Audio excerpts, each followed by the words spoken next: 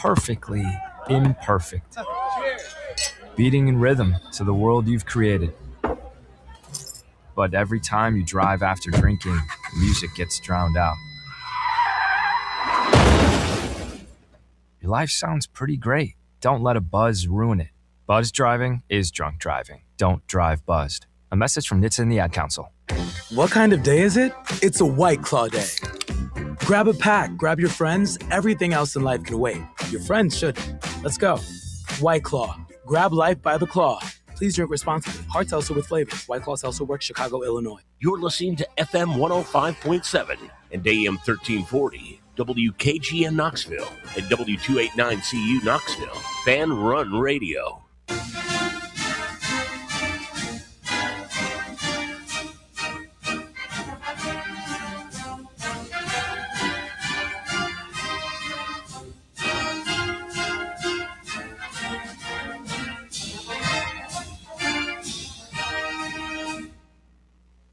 You found the Tony Basilio stream at TonyBasilio.com or on your smartphone or tablet. Another thrilling, chilling, and sometimes spilling edition of the Basilio Show is on the way next. Tips are always appreciated here at TonyBasilio.com.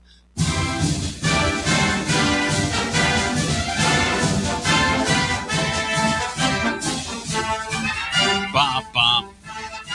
You're listening to FM 105.7 and AM 1340. WKGN Knoxville and W289CU Knoxville. Fanrun Radio. A few more games and we're on to the main event, ladies and germs. Boys and girls, children of all ages. A few more games and it'll be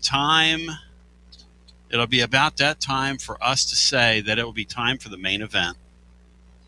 Matt Dixon, how fired up, focused, and prepared? I want the honest, unbridled truth out of you, Dixon, right now. Because we got a Garza Law Tennessee basketball overtime coming up after today's festivities. And the great Maury Hanks is going to be in the house with us for the show as today's game goes final. And I want the truth out of you, Dixon, all right? I can handle the truth. What are you more excited about? Tennessee's baseball series on the road at Georgia and seeing how they respond, or watching what's getting ready to happen next few days down in Nashville with our lads? Oh, the baseball series. Thank you very little. Now, yeah, absolutely. How will Brian... Sorry, Brian. He took the words out of my mouth. A buddy of mine called me today and he said, is Brian really that into the tournament? I said, what? And look, I don't tell anybody what to like. I mean, hell, I'll watch spring football, National Lacrosse League, indoor soccer if it's on. The World Baseball Classic last night, my Paisans, who were just doing some incredibly funny things last night. They were going like,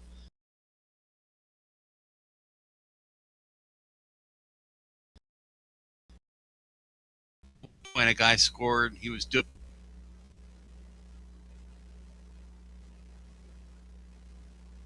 take a shot of espresso.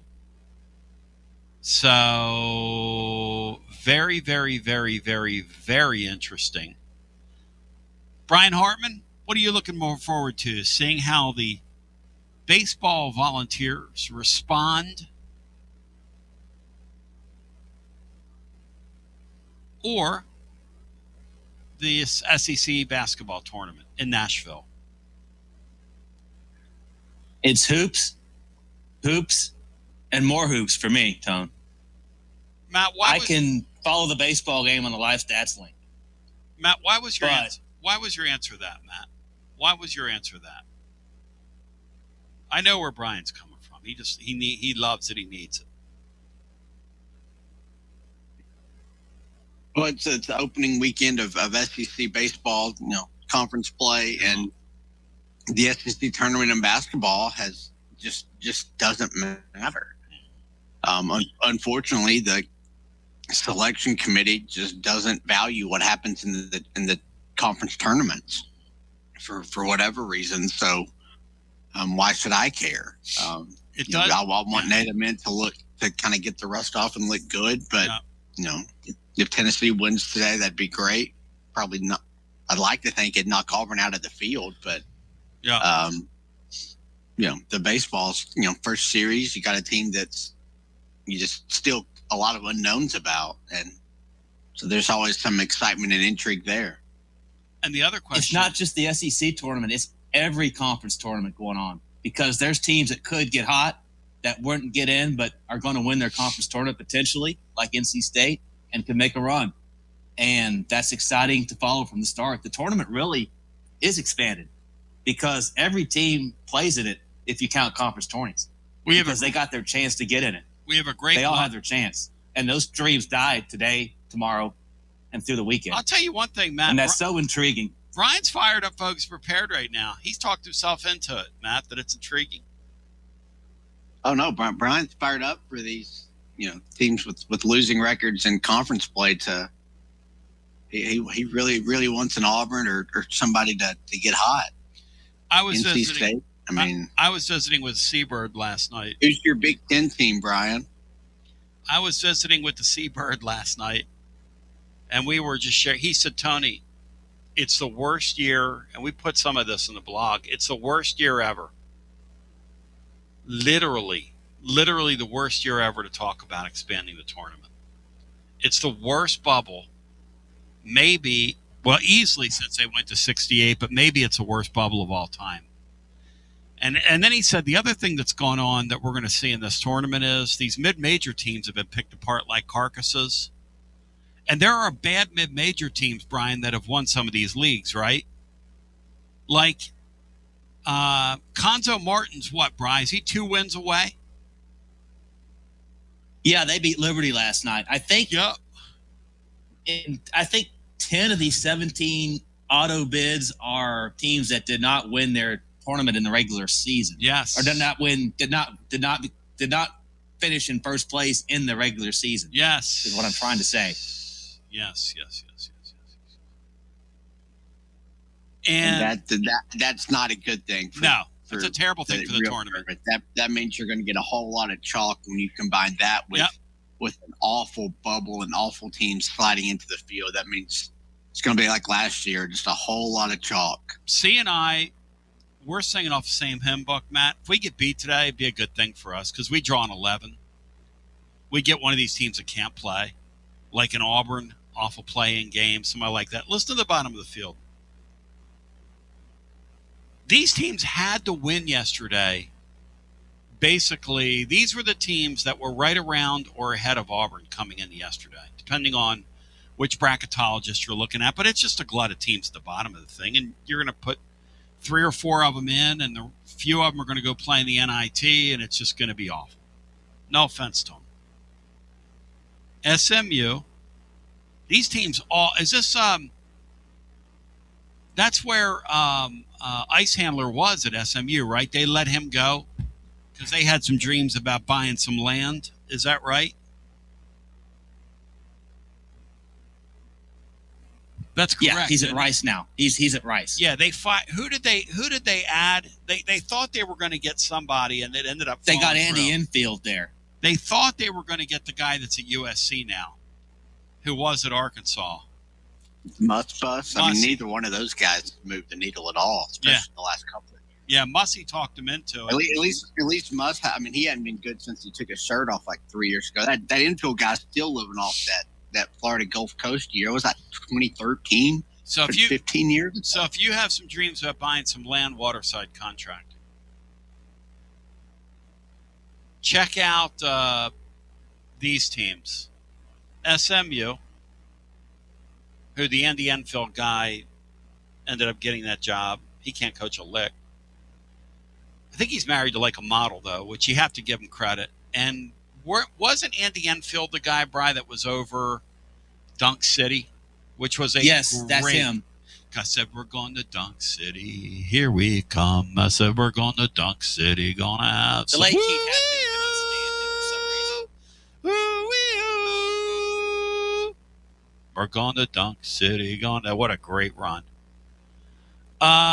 Hoosier Vol Ryan who is really a Hoosier, and I'll lay this one at his feet. His Indiana guys yesterday, I'm working on the blog, right? I'm like, well, that game's not final. Can I count it as a loss? And I look over, Matt, and they're down like 75-52 with 5 minutes left.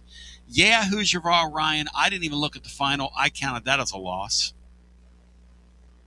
Ewad Cincinnati boys, they did. Go ahead, Brian. Brian loves this. They've lost like 7 straight to Northwestern.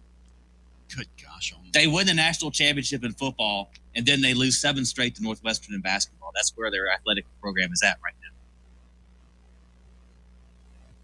We're going to Dunk City, going to have some.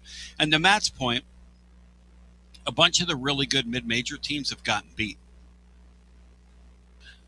There's a really, at the bottom of the Czar's piece, I wrote a very interesting paragraph that I'd like to encourage you to check out. And it talks about the pay to play and how much you got to pay if you want to play, and how many teams are playing with $9 million payrolls in the deal. To show you how expensive it's gotten, 2 years ago, Tennessee's payroll was $3 million. The year they got Dalton Knecht, they got him for $400,000. Dalton Knecht's a $4.5 million player right now. Tennessee's involved with a guy with a Power 4 league that wants $4.5 million. Not Nate Ament one and done money, but $4.5 million. I said we're going to Dunk City, going to have some fun. So SMU lost. Indiana got choked out by Northwestern. Ewad Cincinnati Bearcats and Wes Miller. Who'd they lose to? UCF. UCF, and then in a peak Wes Miller finish. I mean, just Buzzball 2.0. They just found a way to lose that game. It was really embarrassing. No offense. Will this be the end of them, Matt, in your humble opinion? It should be. Will this be the end of Wes Miller? At Cincinnati, it should be. Daryl Prue pitching high school ball in North Carolina somewhere. Daryl Prue and West Virginia aren't walking back through that door. Gail Catlett, West Virginia, gone. Conzo Martin's Cal Golden Bears, gone. USC, aforementioned USC and Coach Muss and the Muss Bus and the Bus Muss and the Muss Bus and the Muss Bus, gone. Texas, their bubble bopped and popped. Who popped Texas, Brian? Ole Miss, who'd won, I think, one game since mid-January and never trailed last night. This Beards took it to him. Can you imagine that, Matt? Knocked his old team out of the tournament, maybe. Knocked them right out. Potentially, maybe not. I mean, everybody else lost except Auburn. And that is the point. Disgusting. The bubble is so soft, so bad, so non-existent that Stephen Pearl might already be in.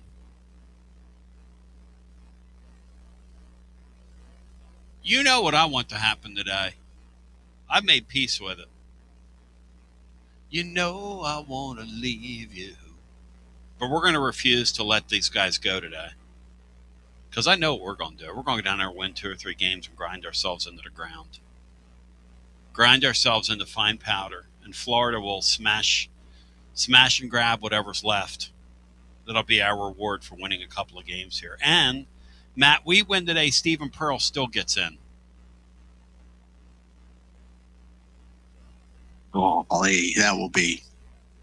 I mean, they had to win yesterday just to guarantee finishing with a winning record. Which, I mean, I guess if they lose today and lose a playing game or whatever, they did finish 500. Like, that's just embarrassing. Embarrassing. I mean, good Lord. And you're going to put them in the field. I mean, put UConn's women's team in the field instead of them. Thank you. It's totally. And then here's why you haven't heard talk of them expanding the thing, because it's Carcass City at the bottom of the bracket. This could be the chalkiest tournament we've seen in a long, long time, guys. Now, look, it's extremely random, But if you look at some of where these teams are power rated, like if Tennessee would have finished strong and been like a 2 or 3 seed, they could have gotten that Conzo Martin team. By way of their upset, if they go on and win their conference tournament, that is so under the radar that he's back in college basketball. Matt, how aware of Conzo Martin night in and night out? What do you think, Matt? I've checked how Missouri State's doing like 3 or 4 times throughout the season. Yeah, they're so off my radar, man. I mean, they're invisible. They're invisible. I mean, they're totally invisible. And I would have, like, at one time, I would have really cared, about Conzo, who I like, by the way. Janoy Krishna, he is our first, he gets a 10-minute misconduct. He said that I'm on here because I'm too lazy to want to do post-game shows. Hey, Janoy, shut the hell up. You're in the 10-minute timeout, and you're talking too much over on the YouTube. You're annoying me. So you get a 10-minute misconduct for too many comments. You've been gnawing on me since you got on here. And you get a 10-minute misconduct for being generally a clown. No offense. So SMU, Indiana, Cincinnati, West Virginia, California, USC, Texas, and shout out to the Sutlifs, Oklahoma State, all needed wins yesterday, and every one of them, Bri, poo-pooed in the bed. I mean, what are we doing, Bri? What are we doing? That's why this is so intriguing to see all these teams just completely not handle the moment well, and all the gnashing of teeth. I love it. You're carrying Keith Hatfield's legacy by really enjoying very below average basketball. Yes, and we listen. And I'm doing a John Rothstein intervention, Tom. Well, listen, I'll tell you this. I'll tell you this. Tennessee Lee sent me a text. He said, "Tony, it's my time." I love it. I said, "Hey, lift me up with your energy. Lift me up with your passion, because conference tournament week is just something I do not feel. It feels like, Matt, conference championship games in football, especially with what we've done in the transfer portal era, especially with what's happened in these mid-major leagues where the really decent teams are getting upset because it's so random. And now you're going to have, if you look at some of the teams that have gotten through, I'm not joking, it's going to be slaughteration this year early in the tournament, unless crazy things happen. Because Matt's right. There have been some really teams. Odd. Yeah, it's really sad. Weird matchup. Yeah, it's sad. I mean, really. I mean, like that Belmont team getting upset early in their conference tournament, sucks. Bad. Like, they should be in the field over Auburn. Not kidding at all. Mm-hmm. But yeah, they got beat.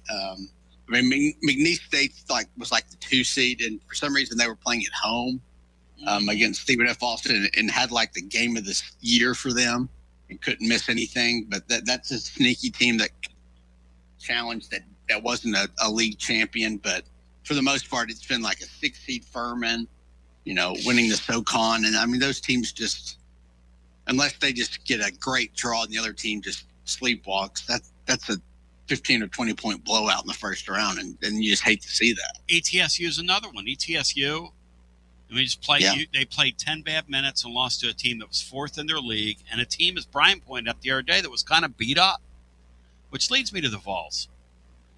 That was healthy yesterday. Or that finally was healthy got Monday, healthy, too. right? They got healthy. That's right. Is there anybody left from the Vols that hasn't been hurt this year? Anybody? Because now, today, we report that, and by the way, we reported last night that Ament practiced and that Ament was going to play today. Now, I don't know how many minutes he's going to play. I don't know how I would do that. I don't know what I would do. Clear line 4 real quick so the guests can call. But you tell me what you would do. I tell you what I would do. We'll get a preview on Auburn as we come back. And listen, Stephen Pearl, Hey, he's going to coach his team to the tournament. Bruce Pearl left this year because he didn't think they were making the tournament. I keep it real with you. So this is kind of an accomplishment for Stephen Pearl. Say what you want to say about him.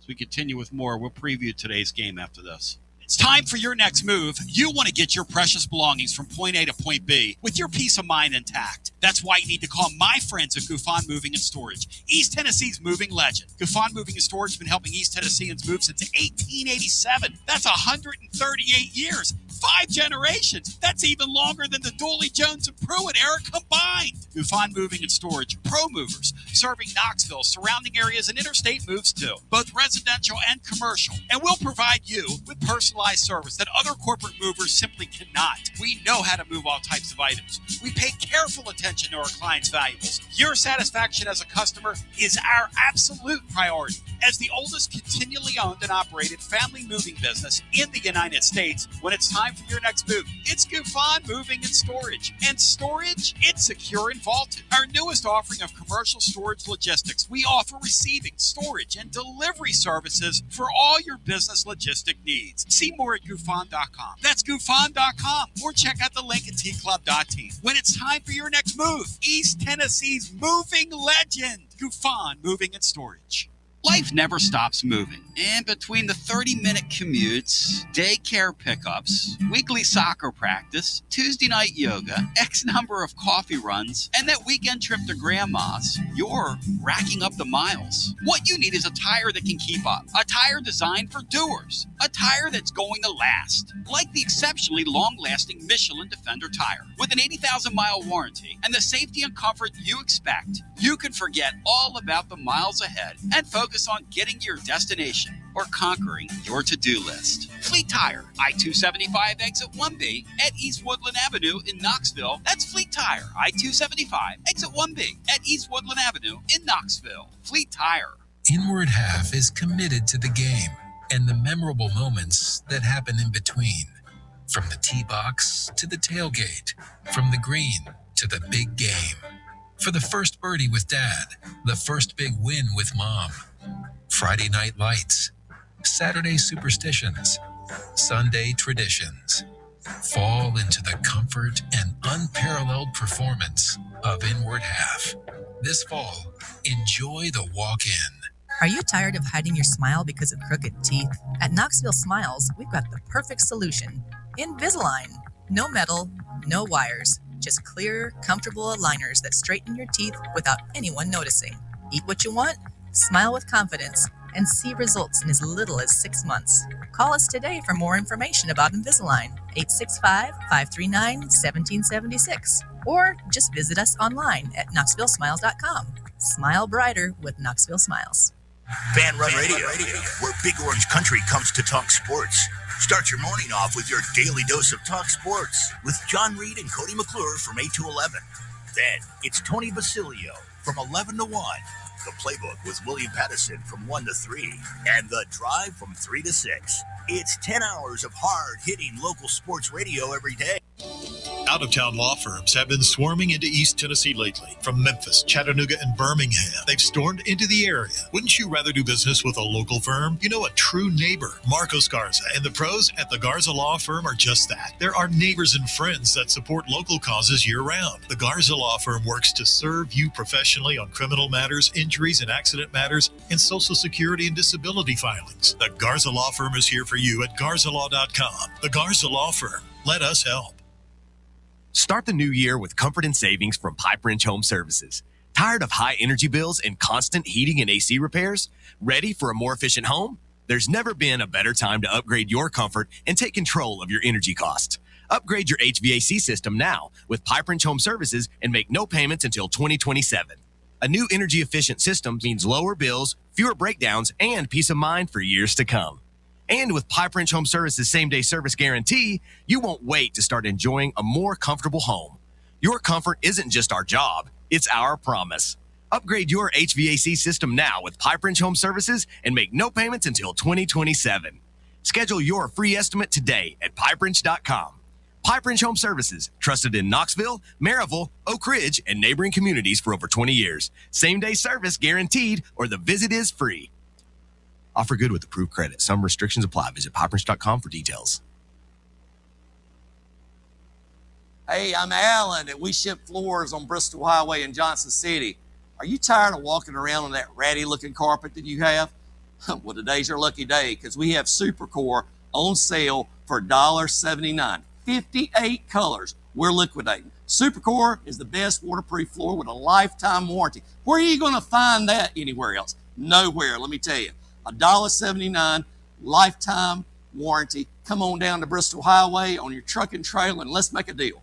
Gotta love this time of the year. Hoops here, home runs over there, and you've got to get your Tennessee on. And there's only one place, the best place to shop for your officially licensed Tennessee Volunteer gear, Alumni Hall. Hands down, the best store for Vol fans. They've got the latest and greatest apparel for the entire family. Hats, man cave items, decor, and more. Get your Vols grill cover, a plate for your burgers, and of course, that chef's apron for all that outdoor grilling this spring. And accrue those rewards and watch your balance grow online or on the app. We'll see you at Alumni Hall and alumnihall.com and G to the B to the O, Alumni Hall. Say it, know it, and write it down. Write it down, say it, and know it.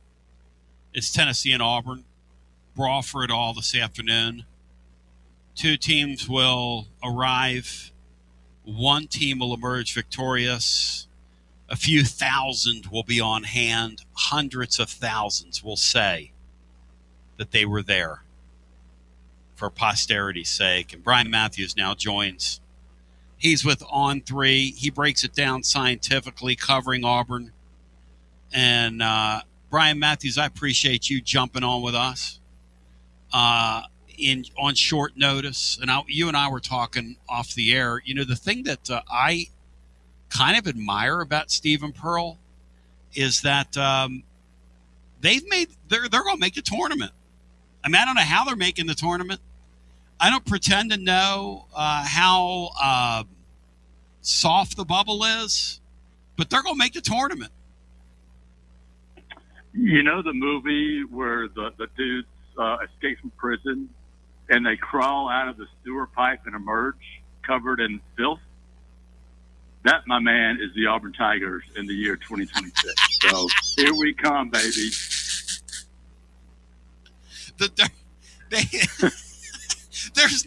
There's nothing over the last month. Redemption reference. I love it. Hey, Brian, there you go. There's nothing over the last month. Nothing over the last month Auburn hasn't Morgan done. Freeman. That's the ugliest. Talk about the ugliest finish to a basketball season, man. Well, I mean, there wasn't home win over LSU by 14 points. I mean, I don't know what else you want, guys. There was a Kentucky win now. We did enjoy that at Neville, 75-74. And the coach almost had a meltdown afterwards, which I enjoy being in that postgame very much. I love it when coaches kind of lose their mind in postgame press conferences for no reason. Oh, yeah. How has Stephen been first year to cover? How's his Actually, I like covering Stephen. He's a very likable person from a coach to a reporter standpoint. Gives good answers, is pretty polite, most of the time. And when he's short for whatever reason, you notice it. So, I've dealt with much worse coaches in my time, much worse. So that's been good. And, I think his team is still competing for him right now. They're still playing reasonably hard, not all the time, but they stepped up in the second half against State and won that game. And we'll see what it looks like here in a few more hours. It is extremely fun to think about just the bottom of that bubble and how they've got to put somebody in. How excited are Auburn fans about? They went to the Final Four last year. Obviously, the Bruce Pearl run is over. It's such a weird dynamic there. You and I were talking off the air. They, to the uninitiated, they did not turn the NIL funds loose for Bruce after making the Final Four. And I don't know if that was part of the reason he just walked away, or he was just tired, or he wants to get into politics, or whatever his next move is, or he just wanted to exit at a time where he could hand it to his son, or all the above. But obviously he walked away from this team not thinking they were an NCAA tournament team, and really they weren't, except that the rest of college basketball at the bottom just kind of collapsed. So from that perspective, explain to me why Auburn didn't turn the NIL funds loose after making the Final Four. You would think they'd be at the height of excitement, but they actually had guys like picked off the roster. Really strange. Yeah, it is, and I think Auburn was middle of the pack SEC-wise in basketball. And I think most of their money went to football, as most SEC schools do. But I think Auburn was hurt in that they only returned one player. And they had to pay to keep Ty Pettiford because he went to, the NBA. He went through the NBA process and really performed really well. So that raised his price a little bit. And then they had to go out and sign 10 players. And, it's one thing to go out and sign 2 or 3 really good players. It's another to sign 10. And I think that was tough, and I think they missed on too many players to be an elite competitive type team this year. And we'll see if he can keep 4 to 6 after the season, and maybe balance out the number he brings in a little bit better, and maybe he can pick a little bit more quality of a player. Because surely this year they have like a hodgepodge, is what you would call their roster, and really at the end of the day, to even get around 500 is an okay job with what they inherited, and if they get this thing into the NCAA tournament, it's going to be it's going to be 2 things. It's going to be kind of a compliment to Stephen Pearl, but it's really going to be sort of an indictment on the bottom of college basketball. And it should really quiet when you look at the bottom of that, when you look at the bubble right now and the way these teams are performing. Let's all shut up about putting 76 teams in, with all due respect to Greg Sankey. If Auburn can poop all over the NCAA tournament and keep it at 68 for the next 10 years, I mean, Auburn deserves like a gold medal for that. So we're all rooting for that. It is the worst bubble I think I've seen in quite a while, although I'm not a bubble expert by any means. But it seems pretty bad, and especially if Auburn is now a favorite to get in. But, we shall see. What's been your sense of Elijah Freeman this year, who's a kid that played right up the road here, and they reached some really high heights during his time with the Rail Splitters right up the road at Lincoln Memorial. Tennessee got involved with him last year, may get involved with him this offseason. Who knows, the way these things go. What's been your sense of Elijah and the way he's fit in there? Very athletic, right? Can jump out of the gym. Has probably the biggest upside on anybody on Auburn's team. He's a 6'5", 6'6" type guard. Needs to put on some weight. Needs to be a little bit more aggressive in the way he plays. But when he does play really hard, he can be a guy that can get steals, play really good defense. He can be a guy that can drive, and he needs to work on that 3-point shot. If he can become a better, more consistent 3-point shooter, that opens everything up for him. So I think he's a guy that's still in that development part of his growth. In high school, I think he grew like 5 or 6 inches the last year or two. And, that adjusting to that, has been a process for him. But he has certainly played better the last, say, third of the season. And maybe he's 6'7", 6'8". I mean, that's a 6'5", but he's bigger than that. It's interesting, yeah. And those guys that grow, it's like they've got to grow into their body. Their game has to grow into their growth, because that's what happened with him. Like, we were all wondering, how in the world is this guy at Lincoln Memorial? And the truth is, he just sprouted up. He had a late growth spurt.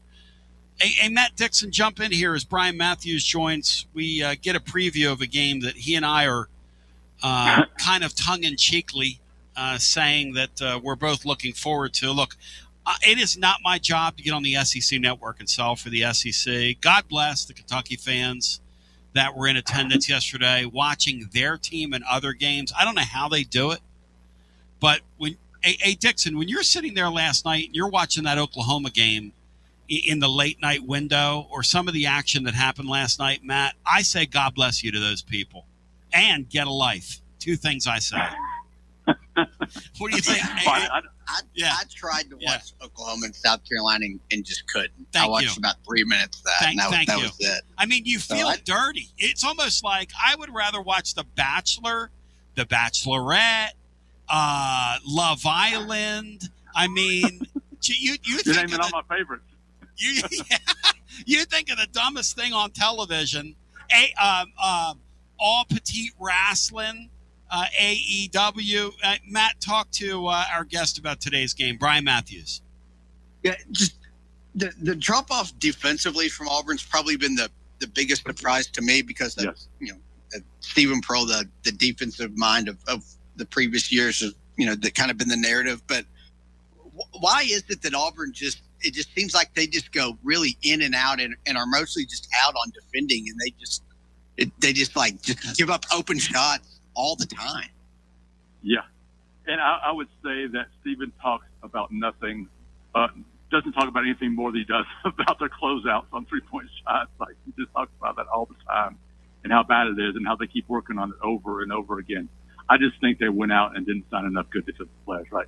Keyshawn Hall is a wonderful offensive player, but he just doesn't play a lick of defense. Todd Pettiford, 6'1", has improved defensively, but I wouldn't say he's above average defensively. And then Kevin Overton is probably Auburn's best perimeter defender. He's a 6'5", 200-pound kid, but still has some work to do there. They're just not – they don't have enough of those 6'6", long guys that really just get in your face and just really know how to defend. They don't have a rim protector like they had, 2 of them last year. So I think all those things are something they're going to address in the portal as soon as the season's over. But right now, I think they're just lacking in the talent area there. I would not put that part of Auburn's struggles on Stephen and his staff. I just think I guess evaluation, they made some mistakes there. But it's what you inherit. And again, they put they really. I mean, I'm just telling you the inside stuff on Bruce is they turned the spigot off on him. It was just really strange. You make a Final Four, and you turn a spigot off on a guy. I mean, and then he just leaves. How surprised were you when he did that? Now that we look back several months. Well, I wasn't surprised at all because down here we heard for months that he was considering running for Senate to replace Tuberville. He's running for governor. That he wanted to arrange it so his son would get the job. So we knew this was a possibility to happen. Talked about it, but really it was hard to write anything about it for months just because you had nothing concrete. Is he or isn't he? You can't write that story really. So other than he's considering a run for Senate, which he eventually decided not to. But it was something that really was part of our discussions for months, really, until it finally went down. And again, Stephen Pearl's got these guys on the cusp of getting in today. I'll be honest with you, from a Tennessee perspective, I want the Vols to be one and done. You've got Ament's got his engine. Now, he's going to play a little bit today. My understanding is I don't know how much he plays. I don't know if his level of play matters as much as him getting some cardio and getting in some game reps after a couple and a half weeks off his feet. But now Tennessee's got a new malady as Evans, coming off a great game over the weekend, has an ankle issue as well.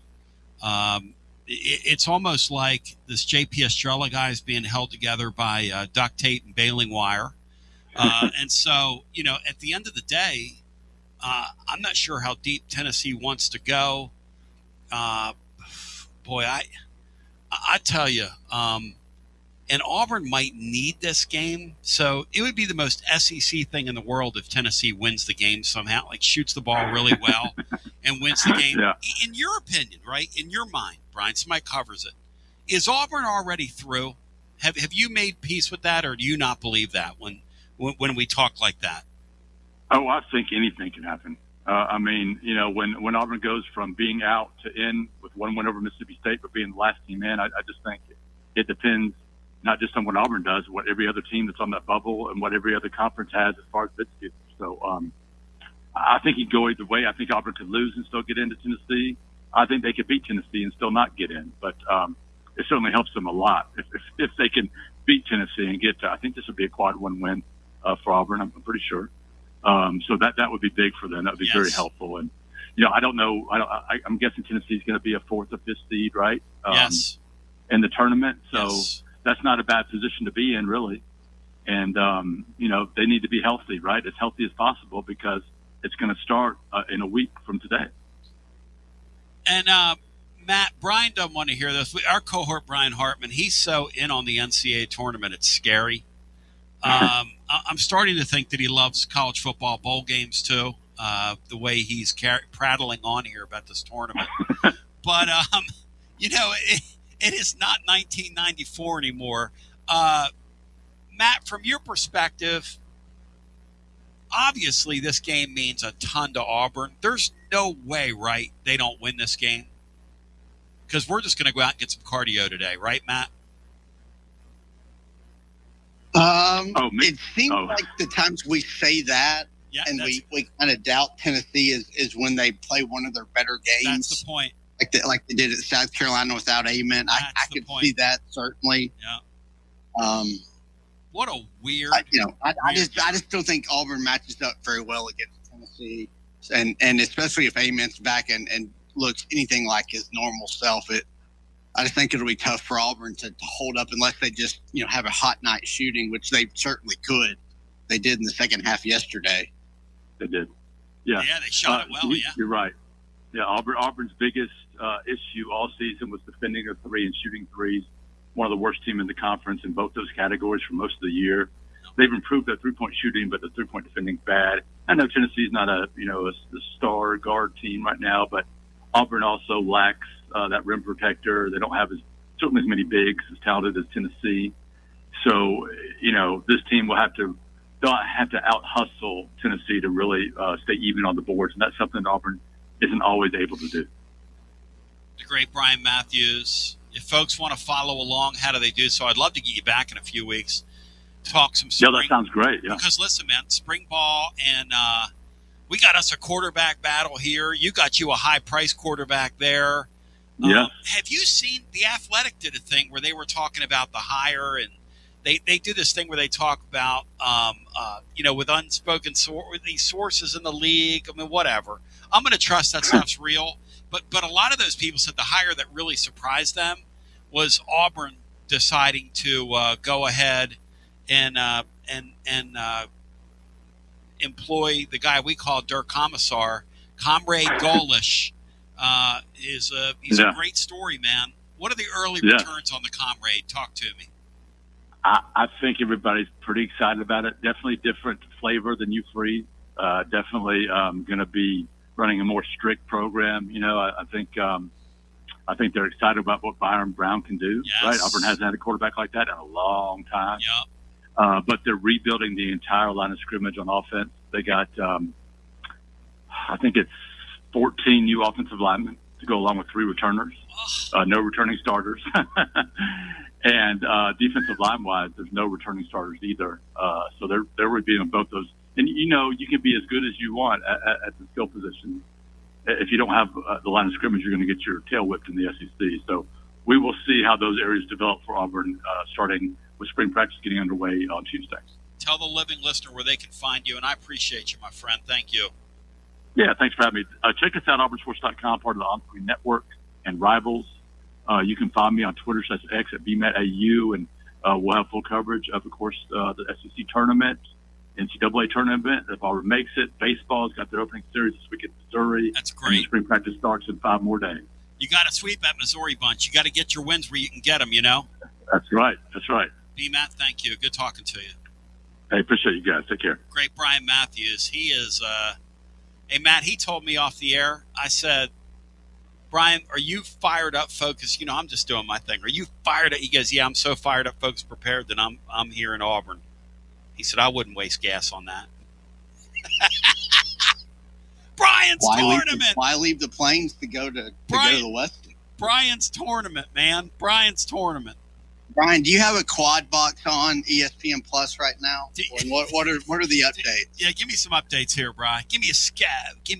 How Massachusetts shooting in pregame warm-ups? Massachusetts leads Miami of Ohio 30-29. With about 4 minutes to go in the half. Thank you. Who is that? Massachusetts against who? Miami of Ohio, 31-0. Miami of Ohio. The undefeated Red Hawks. All right, thank you. That's the significance. Jr. If the Red Hawks nuts, UMass coached by Conzo Martin. Frank Martin. Sorry. You scared me. I was like, wow. Conzo's jumped over. Marcus Camby Jr. I think they're lead guard. Have y'all seen the police report on Rakia Jackson and James Pierce? Have y'all read any of that? I bet it's very unpleasant. Those two, I say Sid, you say Nancy. I say Sid, you say Nancy. I mean, those two, listen, there's a reason that a tweet was put out by Rob Lewis, Rob Lewis got some true serum in him now. I like the new Rob Lewis. He's fired up, folks, and prepared. He said, and nobody at the University of Tennessee is surprised by this turn of events. They were on pins and needles with those two. The stuff that is in that report that she says about him and just their relationship and just the volatility of it, and wow.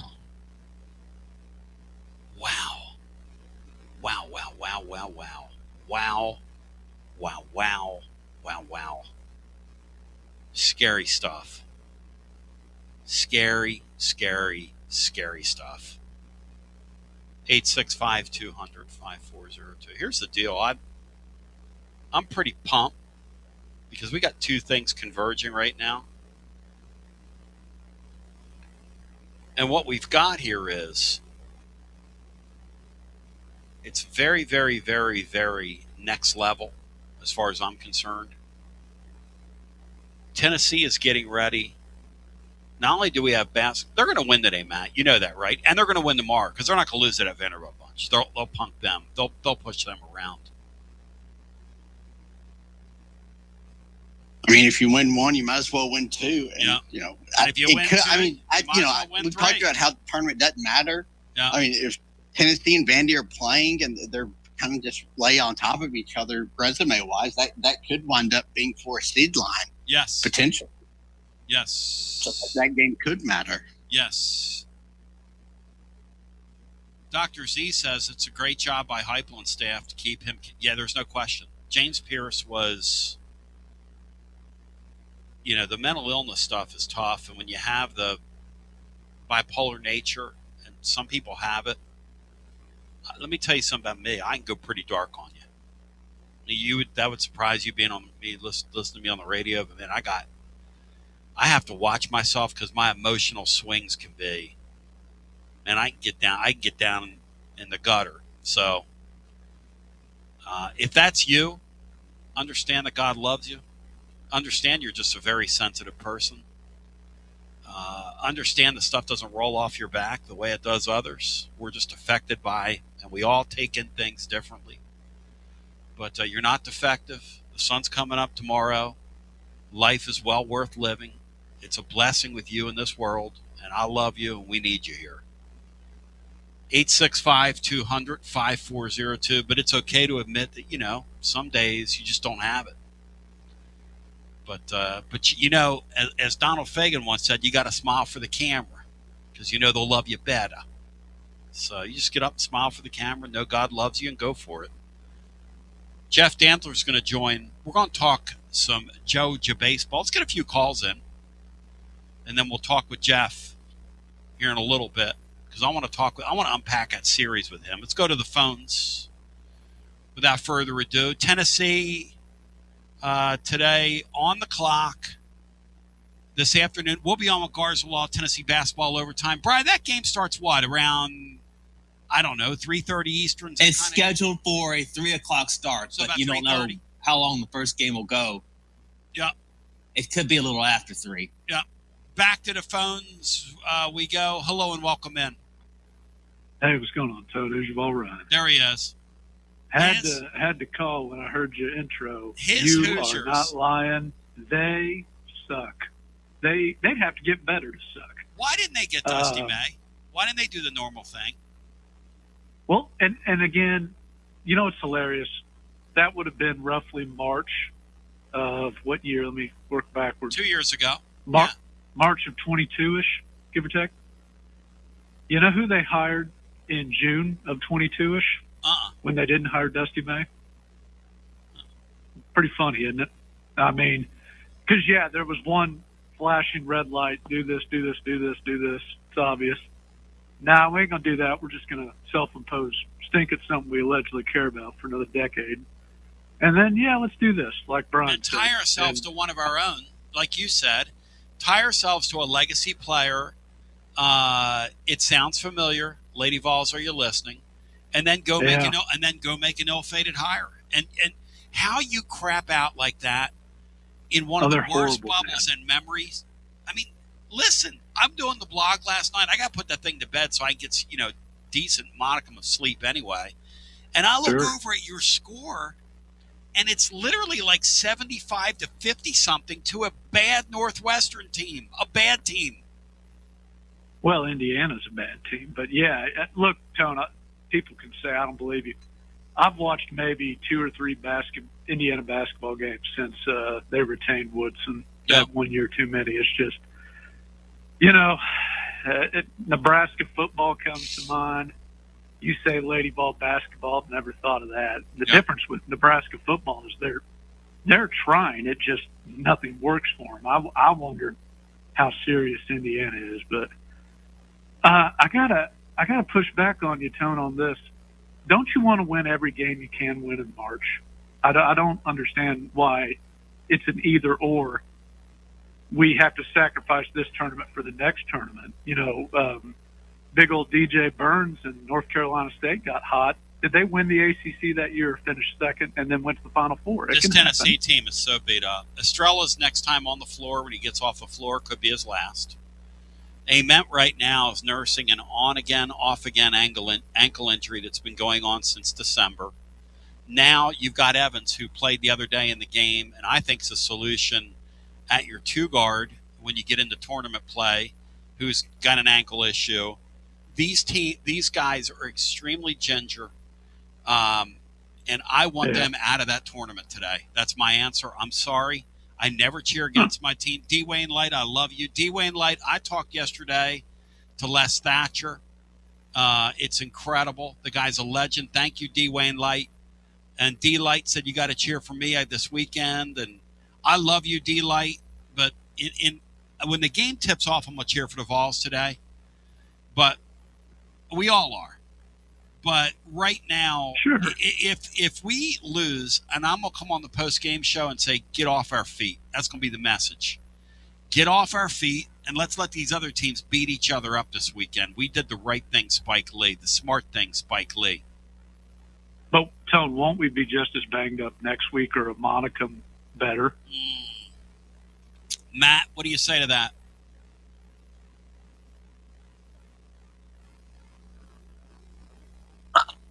I mean, I like in the moment, I want Tennessee to win these games, but like it won't bother me when they lose in the SEC tournament. I mean, Barnes has been the best coach Tennessee's had in the deal by a wide margin. Yes. They do seem to, the years that you kind of want to bow out early, they seem to make a run.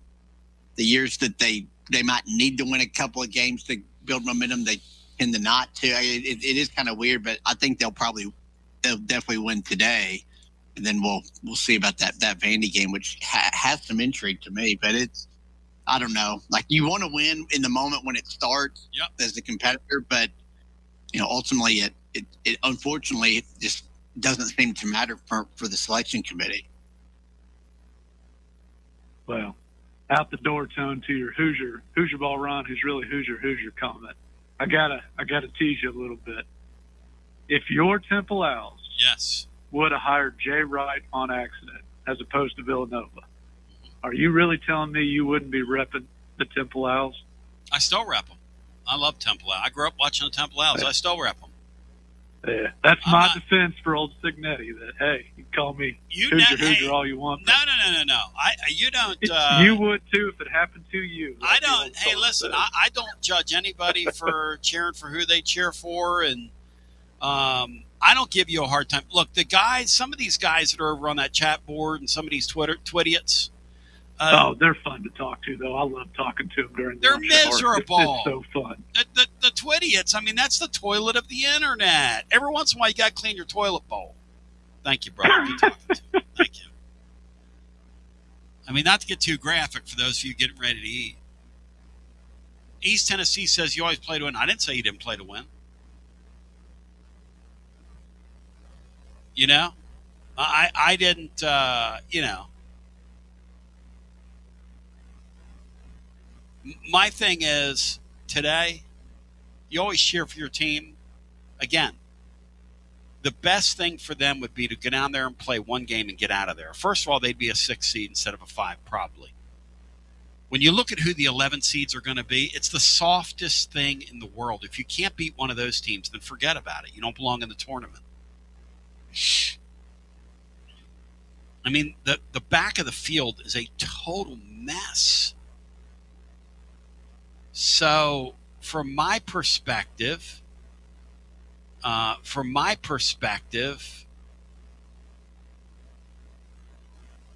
Negadave's on here saying you play to win. That's great. And then what if you grind yourself into the ground, Matt, and get another guy hurt, and then you bow out in the first round next week because you ground yourself into the ground, right? Right, Matt? That's sort of where I'm at.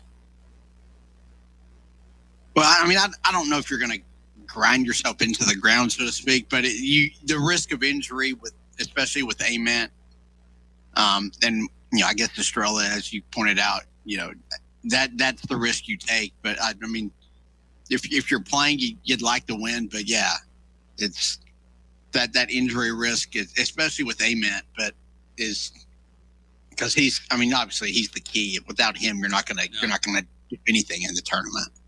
I want to shout out Rodney Kraft over on our YouTube chat. And by the way, if you're wondering how YouTube works, you can see the comments while the show's going on. You can't read the comments. Like when you go back rewatch YouTube, like some people do, you can't read the comments then. Like right now, there are 165 people in the room. They can all read the comments as the show's going along. But you don't get the live comments the way that interface is designed. When you go back and rewatch the show, people ask me, like, where are the comments? You have to jump in there while the show's going on. But Rodney has jumped in and has shared with us that he recently went for an eye exam. He went to get eyeglasses, and he discovered that he has a tumor, that he has a melanoma, an eye cancer. And so, Rodney, I'm going to ask the praying people in our audience to remember Rodney Kraft, and please pray for him so he can recover. As we'll go back to our phones, Jeff Dantzler is going to join, who's one of John Adams' boys. Jeff Dantzler is. Hello and welcome in. You're on our Thursday edition. Garza Law, Tennessee basketball overtime after today's game. Tony, what's up? Grant, Birmingham. Grant, talk to me. Tony, I'm going to have to disagree with you a little bit here. Hit it. It's your dime, your dance floor, brother. I get what you're saying. I get what you're saying about not. And I would say I would do think it's in our best interest to not be there for 4 days. I think four games in 4 days, that could be pushing it. But I would say for one, we need to get back. This team needs to get back to having a taste of winning in close games against teams with pulse. We haven't won a game against a team with a pulse since we beat Vanderbilt 3 weeks ago in Memorial. We lost 4-point game to Missouri. We lost to Alabama basically at the buzzer. We lost to Vanderbilt. I mean, that really wasn't a close game for most of it. We made it close, credit to us at the end. So that's one thing, and we really just haven't been great in close games all year. We've obviously won a few of them. And I think against Auburn today, we could blow them out. We'll see. But, I mean, the line's 5.5, so that's not some massive line. And then definitely tomorrow against Vanderbilt, I think those will be crunch time games. So I'd like, for one, I just want to see us get back in the habit of winning. I think going into the tournament, having lost basically every game you've played for 3.5 weeks against a team that can play at all is not a good trend. And two, I just think that, I think Matt said it, I think these games could help us, seeding. And I get the argument on the 6 seed, 5 seed thing. I also think us playing a 3 seed next weekend, when you look at the difference in these 3 seeds and these 4 seeds, in my opinion, the 3 seeds this year are a lot better than the 4 seeds. I think, yes, if you want to just go make it as simple as Elite 8, then yeah, sure, I get the 6 seed argument. I think you got a lot better chance that you're going home next weekend too, if you're a 6 seed. Because I don't know. I mean, Gonzaga, Illinois, Iowa State. To me, those teams are not that we have no chance of winning, but I think that's a lot harder game when you look at some of the 4 seeds right now. And yeah, I mean, like you said it, I just want to beat these. I don't want to lose to Stephen Pearl. No, I don't that's want to right. lose to Auburn. I argued with myself today. Tournament. Yep. In the blog, I argued with myself because that's the conversation that in my mind I'm having. When that game tips off today and we lose to that stinker, I'm going to be urinated off. Or if we get by him today, which, look, I don't know how much of a 2 years against Mississippi State, Tennessee went down there and knew they were losing before the ball even tipped off. I mean, I can tell you that. I'm not saying they were trying to lose, but they knew they were going to lose. And then went to the Elite Eight that year, the Dalton Connect season, because they already had compiled everything they needed to compile for their resume. It wasn't going. And you're right. You're right about that season. It wasn't last year. What did we do? What did we do last year? We went to the championship. You're exactly right. We went to the Elite Eight out of nowhere. So I don't think there's a core. I think people every single year with the SEC basketball and SEC baseball tournament. Yeah. They talk themselves into some theory, whether you got to win it or whether we got to lose the first game. And guess what the stats say? There's really no correlation. Florida won the SEC basketball tournament last year. Did that stop them from winning the national championship? Nope. Yeah, but Tennessee baseball 2 years ago. But 2 years ago, we won the whole thing. We're we won hobbling. the tournament. Grant, you're ignoring one thing though. The Evans guy's now got an ankle injury.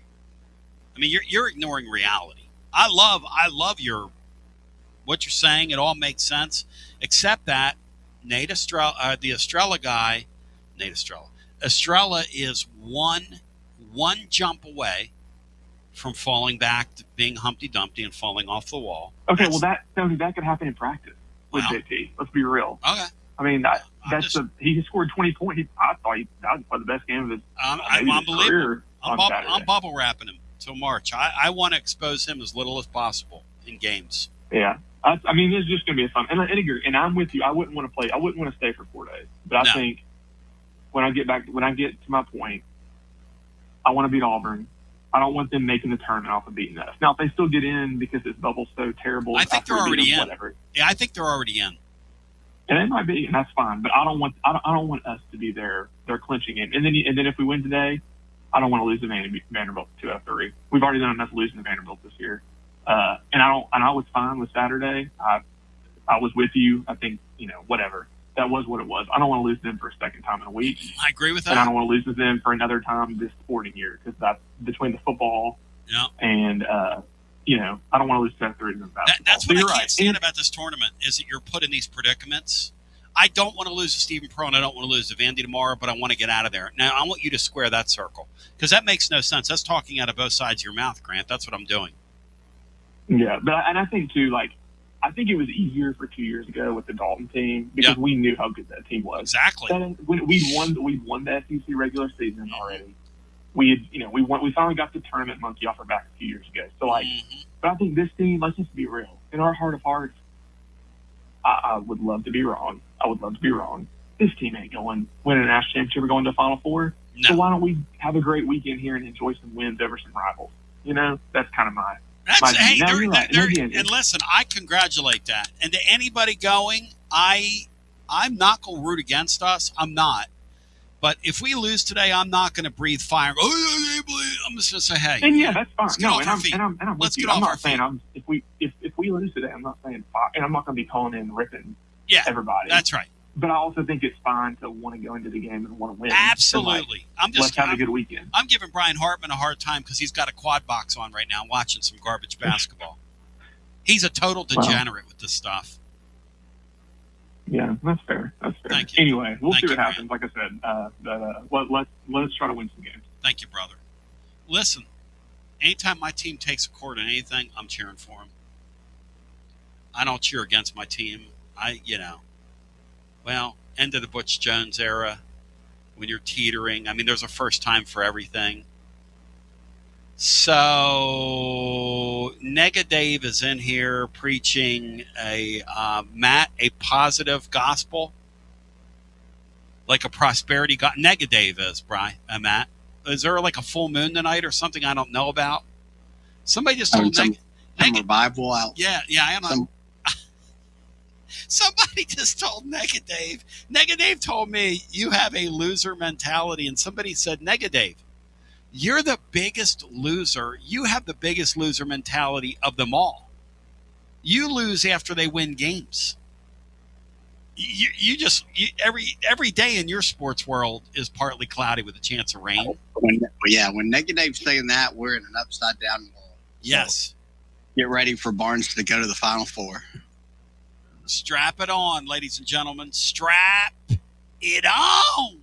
You're listening to FM 105.7 and AM 1340, WKGN Knoxville, and W289CU Knoxville, Fanrun Radio.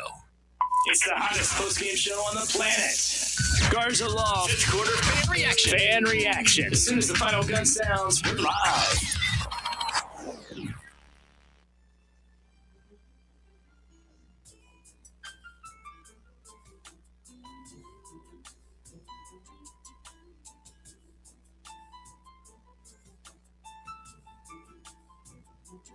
I don't know what we've done here, but we've got Laura's got a music jingle loaded, which is kind of fun. So I'm going to vamp here till we get to our next. Oh, by the way, Jeff Dantzler's coming up next. He's absolutely next level. I love me some Jeff Dantzler. We're going to talk some Georgie baseball and then get back into some calls.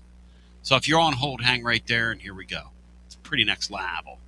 Hi, I'm Jim Simpson, owner of Simpson Meats. When's the last time you grilled a really good burger or steak? One your friends still talk about. Our goal at Simpson Meats is to make that happen every time you have a cookout. All of our cuts of meats, steaks, burgers, briskets, and pork are always fresh, flavorful, and sustainably sourced. We are family owned, so we know the importance of knowing how and where your food is raised. We have been putting quality first since 1888. Visit our butcher shop off Lovell Road or online at simpsonmeats.com. Okay, so we really need uniforms and equipment for this season. Can I trust you with that? Cool, I'll just order them online.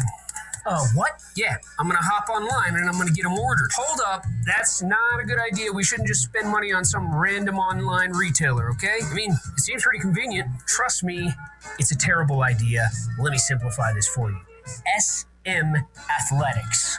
Okay, how do you pronounce it? SM Athletics? They're the go-to for uniforms and equipment, whether it's for universities, high schools, youth leagues, you name it. So why wouldn't you rather go with professionals who can guide us through the process, design the perfect uniforms, and deliver the best equipment? Yeah, I guess that makes sense. What's the name again? SM Athletics. Right. It's definitely smarter to go with a company that emphasizes customer service, fair pricing, and, of course, excellent products. Exactly. So, yeah, I guess it's settled then. For uniforms and equipment for all sports, it's SM Athletics.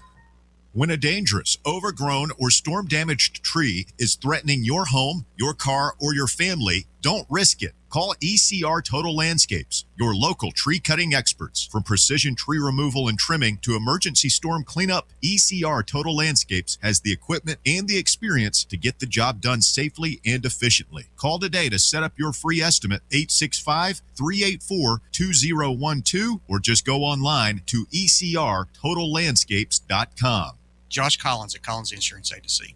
At Collins Insurance, we strive to ensure our customers receive better coverage along with bigger savings. Our community is important to us. We want to provide exceptional service to our customers. Anybody can provide great rates, great coverage, but can you also get great service? And hey, don't just take my word for it. What's up, everybody? Zakai Ziegler here. My family turns to Collins Insurance Agency for the best service, coverage, and price. So don't just go online and get some random insurance. Experience the Collins Insurance difference. Like he said, experience the Collins Insurance difference. CollinsInsuranceTN.com. CollinsInsuranceTN.com. And hey, their Mama's Easy approved. CollinsInsuranceTN.com.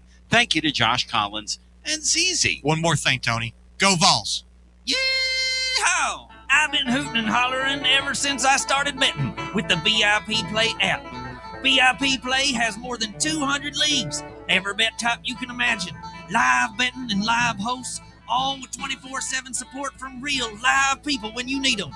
Start betting better with the VIP Play app today. Don't be a better, be a better with VIP Play today. VIP Play coming soon. Gambling problem? Call 1-800-889-9789. Must be 21 plus and located in Tennessee to bet.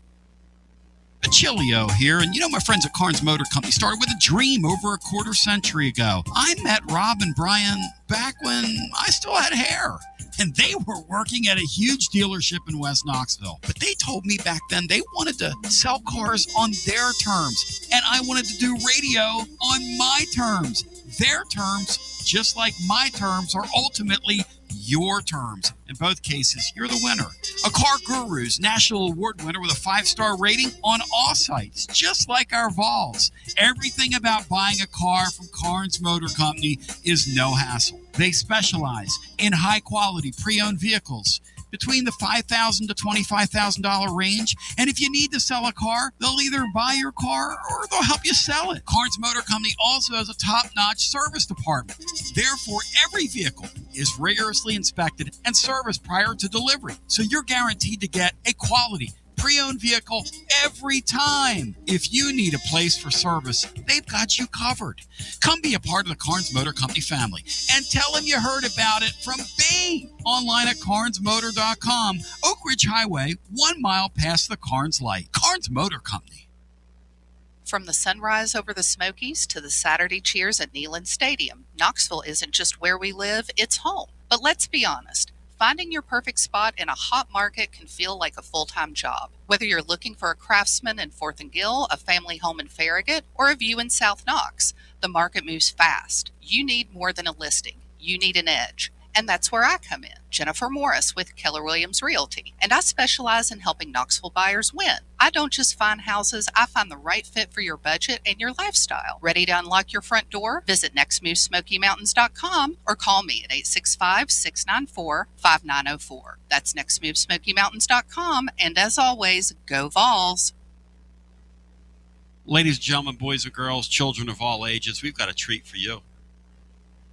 Because now joining us on the one, the only, say it loud and say it proud is Jeff Dantzler, who will be on the call this weekend for what will be a really intriguing series in Athens. Jeff, as I bring you in, in past years we used to say, gee, I wonder why Georgia doesn't have a better baseball program. Nobody is saying that now, as they've got some serious lumber in their lineup. They're hammering baseballs, and that's got to be quite a fun team for you to follow day in and day out. We remember those days in Knoxville when the ball's flying out of the yard. As I welcome you in. Yeah, it's great to be with you again today, and I think my scouting report on Georgia, when I was asked leading up to the season, I think we'll have a really good team. Here's the thing. Everybody else in the SEC is going to be good, too. This league is just incredible. And really, when you think about baseball here in the 2000s, how powerful this league is. I mean, to have a run of 5 straight years with 5 different national champions, it's just absolutely incredible how good this conference is. And Georgia's a great advertisement that when you get serious about something, you can get serious about it in this age. Oh, absolutely. I mean, the same thing happened at Tennessee. I mean, we felt so bad for our good friend John Wilkerson. I mean, they had a decade plus of essentially being irrelevant, and then Tony Vitello comes in there and turns it into just this gold mine, and they win a national championship and go to Omaha 3 times. But the thing is, if you don't make that commitment, this league is so good, you'll get absolutely eaten alive. And that's the thing.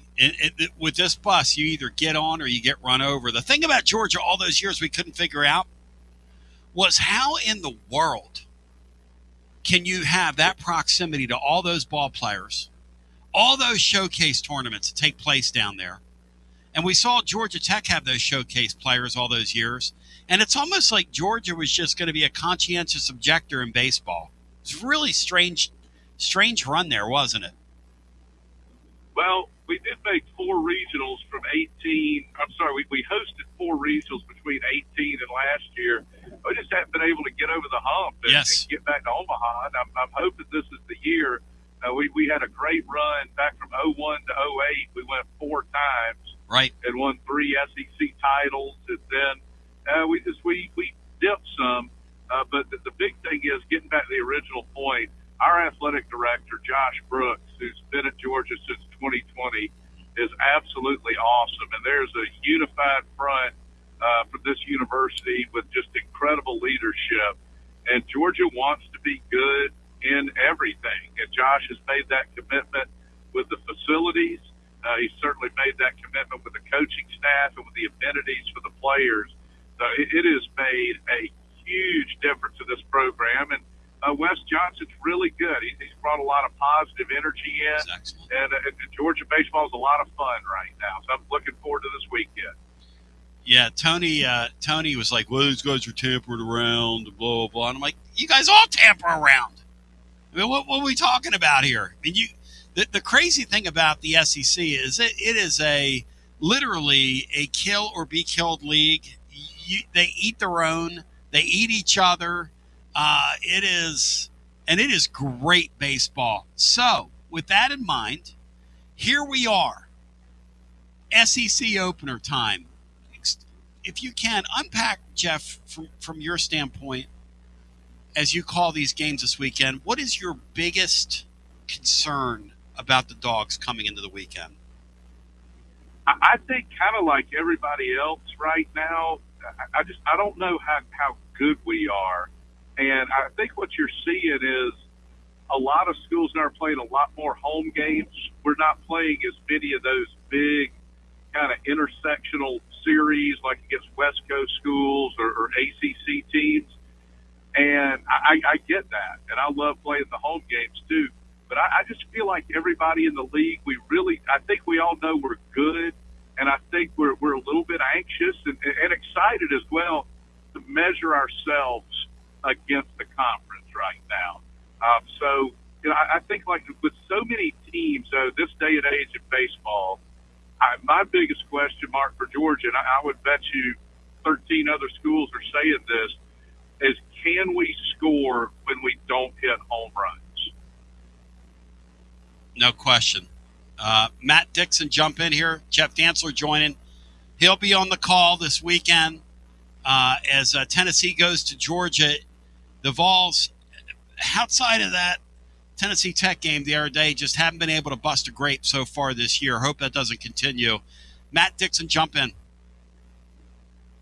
Yeah, now obviously Georgia leads the country in home runs and just absolutely mash teams and do a really good job with that, which is interesting because Wes Johnson's a pitching coach, and I've just been really impressed with how active they've been in the portal and how they've kind of leaned into the ballpark and become just a hitting team. I'm always fascinated when a coach kind of goes against their strengths. But what does Georgia have on the mound? Who can Tennessee expect to see maybe on Friday and Saturday?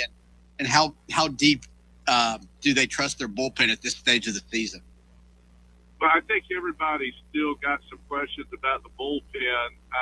Georgia started a right-hander named Joey Bolchko, who transferred from Stanford. He's 4-0 on the year. It's been very good. I know another one of the stars is going to be a right-hander named Dylan Bigview. He was the SEC Pitcher of the Week last week. And then it's a question. We got another right-hander named Matt Scott. We got a kid named Caden Aoki who's been really good out of the pen, who started last weekend. The X factor that Georgia's got now, we've got a two-way player named Kenny Ishikawa, and he injured his foot in the second week of the season. So not quite sure when he's going to come back, but when Kenny is back, he'll be another one of the weekend starters. So I would say for sure you'll see Bolchko and Bigview, and then just depending on health, who that third starter is going to be. So we're catching the Dogs at a good time, pitching-wise. I think just not having Ishikawa out there again. He was really, really, really good. And I think Georgia's pitching is very good right now. And you'll probably, just like I said, see a kid named Caden Aoki who's been more of a long relief type guy. My guess is he'll be that other starter. But again, I don't know. Are these high velo guys they have pitching, or are these mid velo guys? Oh, yes. No, Aoki's more of a strike thrower off speed guy, but everybody throws mid 90s to upper 90s. And I'm just telling you right now, the 90-mile-an-hour fastball, when I started doing this back in the 90s, we might have one guy who could throw 90. LSU might have 2 or 3. But now everybody does it. It's the same as the 300-pound lineman. Like when the Fridge was a rookie in 1985, the NFL had 3 300-pounders. That's right. Now every team in college has got 25 or 30 of them.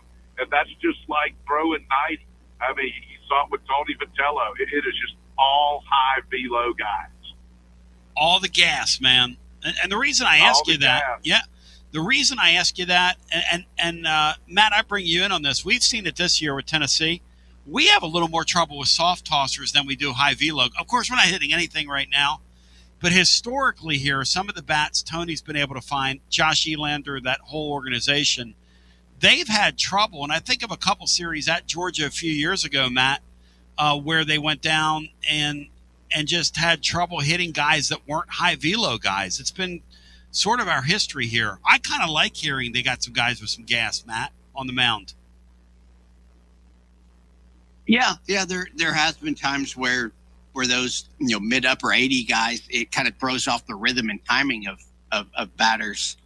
And there was one year, I guess it was 23, Tennessee went down there, and Georgia's starter on Saturday got hurt in the first inning, and they brought in a lefty out of the bullpen, and he threw like 6 scoreless innings. So which is crazy to do in that ballpark with how hitter friendly it is.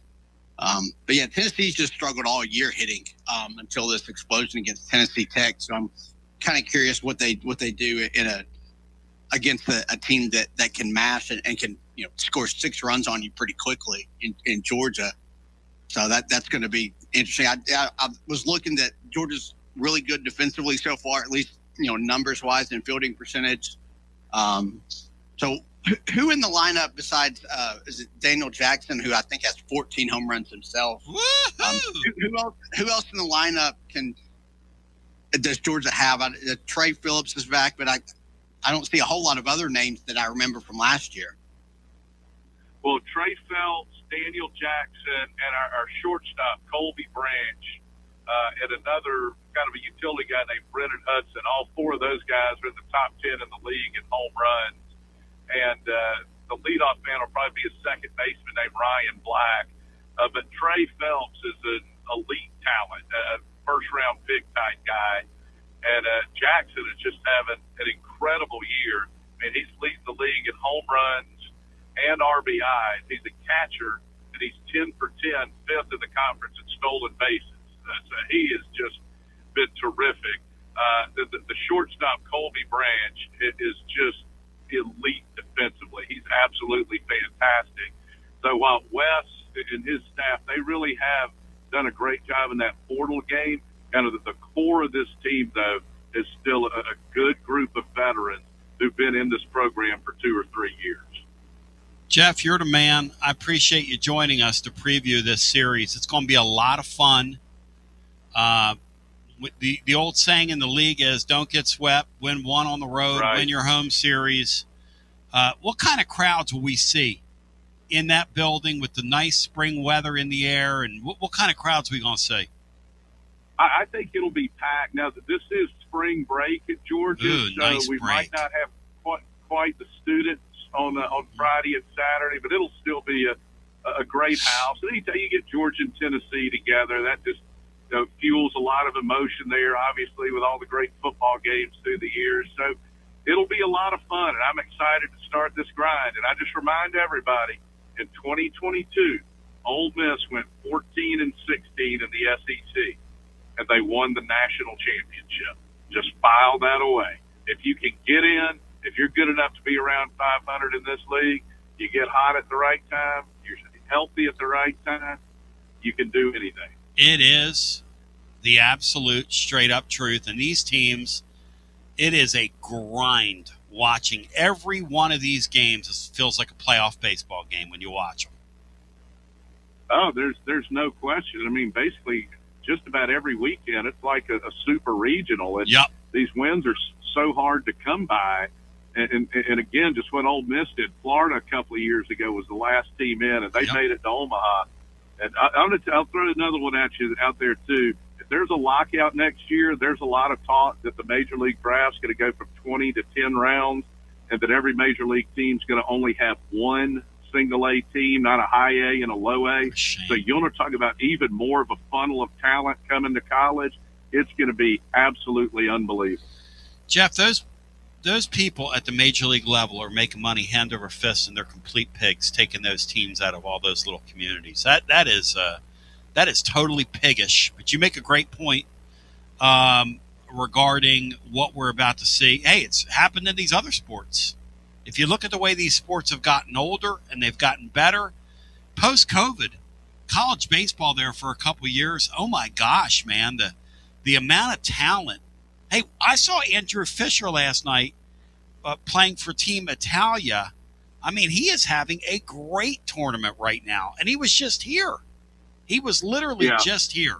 So the amount of talent we're seeing. Caglianone's another guy, another Paisan out there. My countryman, Jeff, my countryman, getting it done.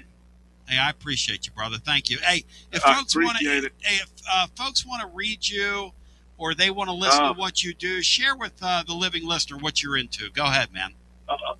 Just I'm on Twitter at Jeff Dantzler TV. That's my impact on social media out there. So just calling games and doing shows and having a lot of fun.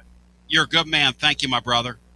Thank you. Anytime. Thank you. Hey, by the way, Matt, how about the tournament that this Fisher kid is having? He is ripping baseballs, ripping them. Yeah, he's been really good. Looks like he belongs out there, which is kind of crazy for a guy that was playing college ball last year and barely played. I think he played like less than 20 games in the minors last year. But no, he's holding his own out there, doing pretty dang well. Him and College Otani and Caglianone. Still waiting for Cags to get out there on the mound, but I guess we'll see. We'll see when Berkey gets him on the mound at some point for the Italians. My favorite thing is Berkey's boy DeRosa. You'd think Berkey would have told him that in personal conversation. How bad was that? Didn't even know. I mean, even if he misspoke, how bad is that? I don't think he misspoke, Matt, because no, they had Kershaw out there in the bullpen. That's getting exactly loose. right. I mean, that guy's a batting practice pitcher now. It was 8-0, and they had Kershaw out there, and somebody must have whispered in his That ear. was crazy. Said, hey, man, run differential, runs given up. Luckily, that Mexican team did the JOB last night to your Italian guys. That Mexican team last night, they wanted to be there about as much as we're going to want to be in Nashville later today. Watch us go out and shoot. Watch Gillespie, who hadn't been able to throw it in the ocean from three-point land recently. Watch him go like 8 for 10 today, and then like 7 for 10 tomorrow. Oh, heck, that's better than what the alternative's been the last 4 games.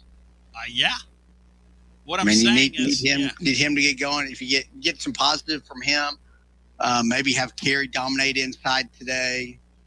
And then just see Amen look fluid out there, regardless of how much he plays or scores. Yep. I'll kind of take all that.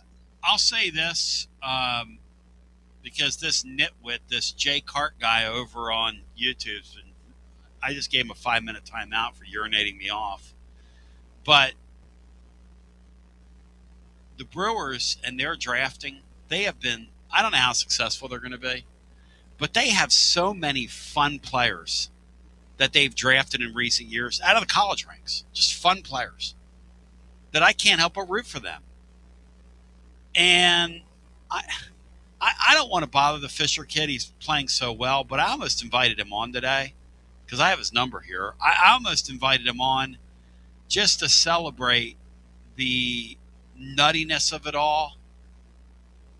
They literally went out there and decapitated the U.S. and Mexico. They were up 8-0 on the U.S. Now, I think somebody whispered in the U.S. dugout, you guys better start taking this thing seriously.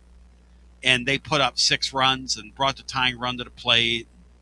Of course, Bryce Harper popped out because, it's kind of how do I put this? Well, it's a championship level baseball game and series, and That kind of thing just isn't for Bryce Harper. Yeah, he's never had clutch hits before. No offense. Well, I mean, the year he left the Nationals for the Phillies, what did the Nationals do, Brian?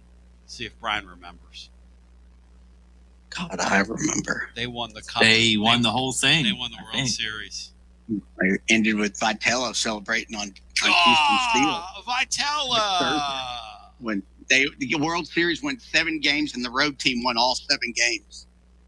That was crazy thing to think about. Absolutely wild. I love Kaggs, though. He's going to be a hell of a player. There's some great young players in baseball right now, and what are they going to do? They're hot as a firecracker. They're going to have this season, and then they're going to lock them out. Because, I don't know, the billionaires and the millionaires are fighting. And who gets punished? The fans. The fans. It's like watching major college sports right now. Who gets punished? Oh, the fans. But, man, when the ball tips off... Brian, what's the score in that game with Conzo Frank Martin taking on Miami of Ohio? Miami of Ohio leads 54-49 with 12:48 to go in the game. Matt, are you paying attention at all? All these Zerbiak's taking over. Matt, are you paying attention at all to the World Baseball Classic? Because Brian declared while he's watching every minute of that he doesn't have the quote-unquote bandwidth for it. Brian Hartman doesn't have the bandwidth. Well, I mean, you got quad boxes watching the MAC quarterfinals. It's hard to have bandwidth for anything else. So I've been invested in it. I watched the U.S. play. I watched Cuba get eliminated yesterday too. Yeah. Kind of a pretty big upset. Not as big as Italy beating the U.S., but yeah, I watched that. It's kind of fun. It's fun to see. Like there's like a moment in games where teams get serious, and you can always kind of define it. And I always think that's really fun in these kind of exhibition tournament type deals. Yes, the competitors start getting pissed off. You just see that the moment when it gets competitive, and I just think there's always a lot of fun in that. Yes, I agree with Matt.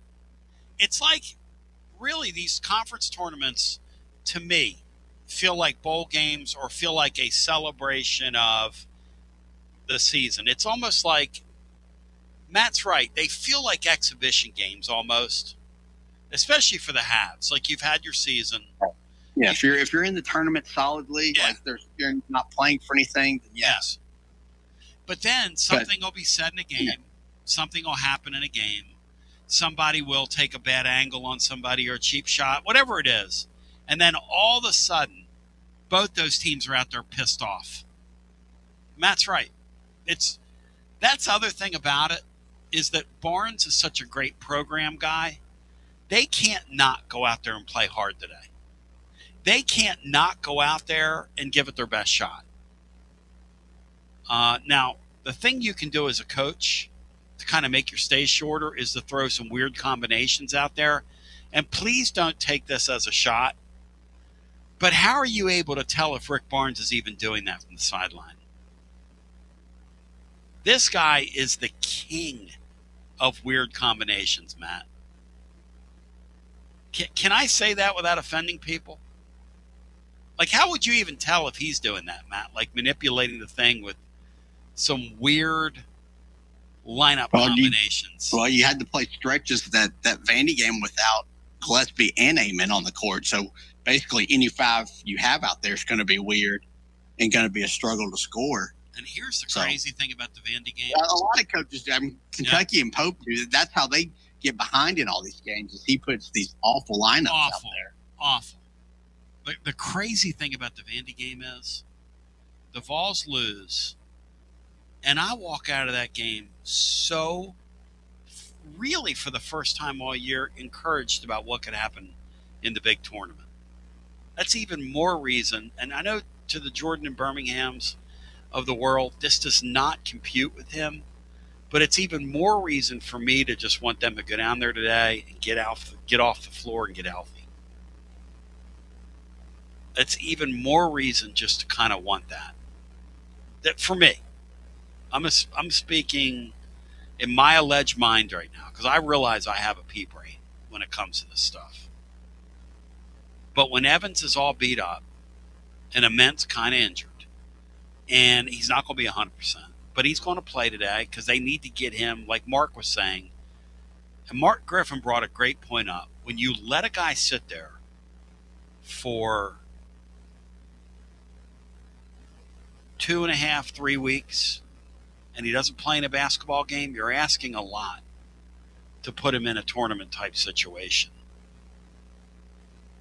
Especially if you get, I'm going to say my wish, but if you get what could happen if you lose today, which is all of a sudden you're a 6 seed, you're facing an 11, and you might end up across from a high major team in the an underperforming high major team, or maybe one that's not even that good, but they still have high major players. And it's not like you have a mid-major team that can push you around. But here's a good example of that, Matt, that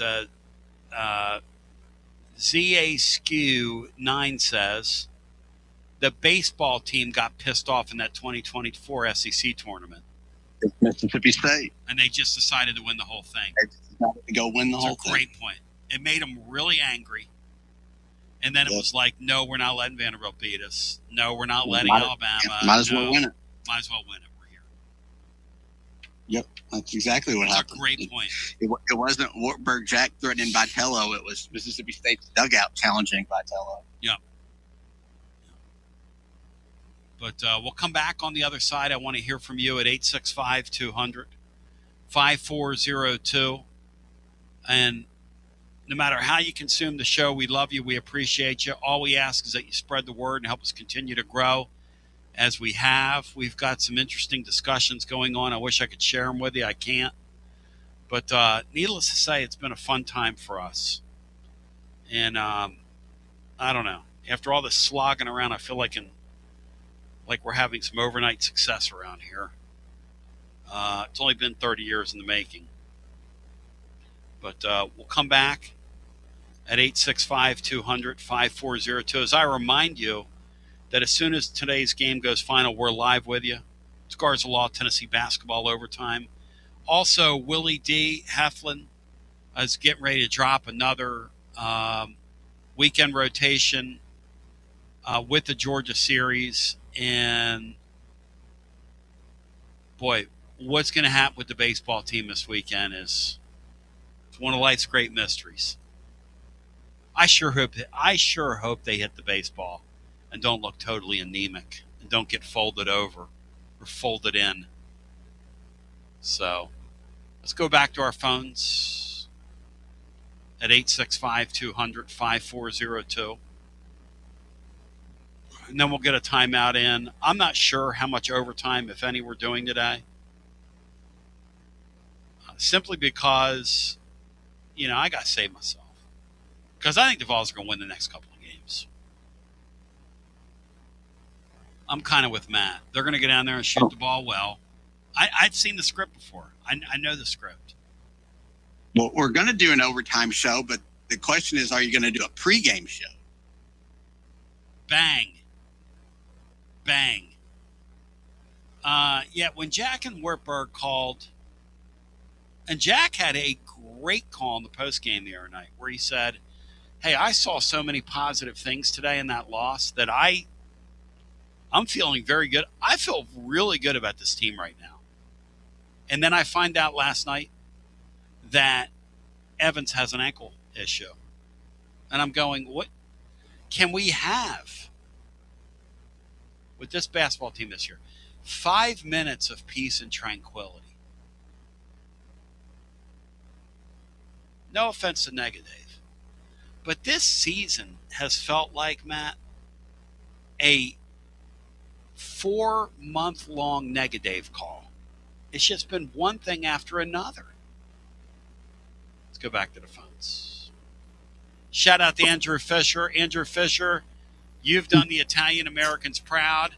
I'm proud of you, sir. To you, I say ciao, mamma mia, and as Johnny Majors used to say, adio kazoots.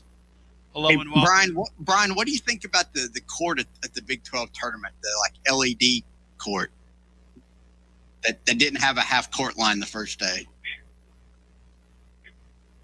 It looks like something that you would see in an auto shop. Welcome into our next call. You're on the air. Tony. What's up, Tony? What do you make of all this talk? Mitch Barnhart referring to the TSR guys as knuckleheads, him saying that he's not going to take $1 million to sit on the porch and eat hay, which is exactly what he's going to do. He's going to sit on the porch, the rocking chair, and make $1 million a year, and all for getting to destroy Kentucky's basketball program. What do you think of that, Philip? Well, he's an awful AD, and when you start doing that stupid stuff, that's when you know you're in trouble and you're dead in the water. I mean, he's picking at Matt Jones and Matt just did the math on his season they had and said, well, that's funny. I mean, for 70% of the season, you were trailing against the teams that could play. For 70% of the year. Yeah, I mean, the first mistake he made was that stupid lifetime contract with Calipari. That was the one real dumb thing he did. And then after that, he couldn't get out of his way. And that's when they didn't beat Wisconsin in the Final Four, that's when Kentucky basketball never recovered from that. Still hasn't after that loss.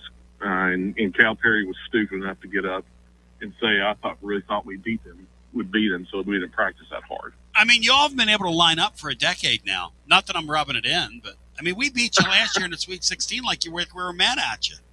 You Tennessee Volunteers. Yeah. Well, I mean, the one thing I'll say, Tony, when you talk about the Vols, yep, to hear you talk, yep, UT basketball is the only program that's tired and beat up. Every single program is beat up and tired right now. Then why are we playing these things? Well, I agree with you on that. But with that being said, yes, with these kids getting paid now, when you want to live in an adult world, you should be treated like an adult, and people don't care if you're tired or not. I mean, they should get paid. They should have been paid a long time ago. But when I've said it before, when you start accepting that check and you want to play with, you're an adult now, and people don't care if you're tired or you're hurt. Whether that's right or wrong, people just don't care. You've lost the right to be given that for people to feel sorry for you. And I'd say the same about Kentucky and any other program in the country.